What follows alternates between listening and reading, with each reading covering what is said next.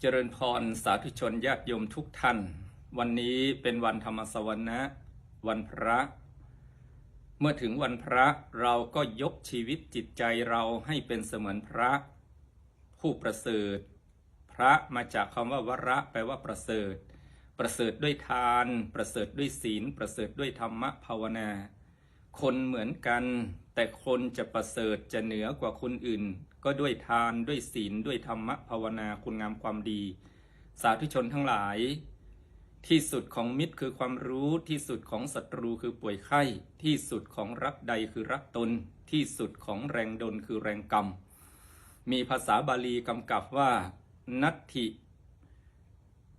วิชชาสมังมิตังนัตถิพยาธิสโมริปุนัตถิอัตตะสมังเปมังนัตถิกัมมะสมังพรังมิตรที่ดีที่สุดก็คือวิชาความรู้ที่อยู่ในตัวเราพ่อแม่เป็นกัลยาณมิตรญาติพี่น้องเพื่อนฝูงเป็นกัลยาณมิตรครูบาอาจารย์เป็นกัลยาณมิตรแต่เมื่อชีวิตเราถึงคราววิกฤตตกระกำลำบากอยู่ป่าเขาลำเนาภัยคนเดียวหรือนอนอยู่บนเตียงคนไข้คนเดียว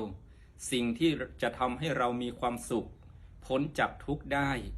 ก็คือมิตรที่ดีที่สุดในตัวเราก็คือสติปัญญา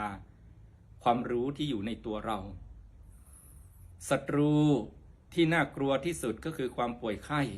ศัตรูใดๆเราป้องกันได้แต่ความป่วยไข้ป้องกันลำบากส่วนความรักใดๆในโลกนี้ทั่วล่าจะหาที่เปรียบความรักของตัวเราเองที่มีกับตัวของเราเองนั้นได้ยากยิ่งเพราะฉะนั้นเมื่อรักตัวเองเราก็จึงแสวงหาสิ่งที่ดีๆให้กับตัวของเราไม่มีใครที่จะแสวงหาให้เราได้ประการสุดท้ายที่สุดของแรงดลคือแรงกรรมชีวิตเราจะเป็นอย่างไรอยู่ที่เราได้ทำอะไรกรรมแปลว่าการกระทำถ้าเราทำดีชีวิตเราก็ดีถ้าเราทำไม่ดีชีวิตเราก็ตกต่ำสุขทุกข์ความสำเร็จความล้มเหลวบุญหรือบาปอยู่ที่กรรมคือการกระทำของเรากายทำคำพูดใจคิดถ้าดีก็เป็นบุญเดี๋ยวนี้เป็นสวรรค์ทันทีสุขที่นี่ไม่ต้องรอเอาชาติหน้าไม่ต้องท่าเอาเมื่อตายแต่ถ้าไม่ดีก็เป็นบาปที่นี่เป็นนรกเดี๋ยวนี้ไม่ต้องรอเอาเมื่อหมดลมหายใจเพราะฉะนั้นไม่มีมิตรใดเปรียบความรู้หาศัตรูใดเทียบเปรียบเจ็บไข้รักตัวเองยิ่งกว่ารักใครๆแรงอะไรไม่เข้มแข็งเท่าแรงกรรมเป็นที่สุดแห่งชีวิตที่เราต้องระวัง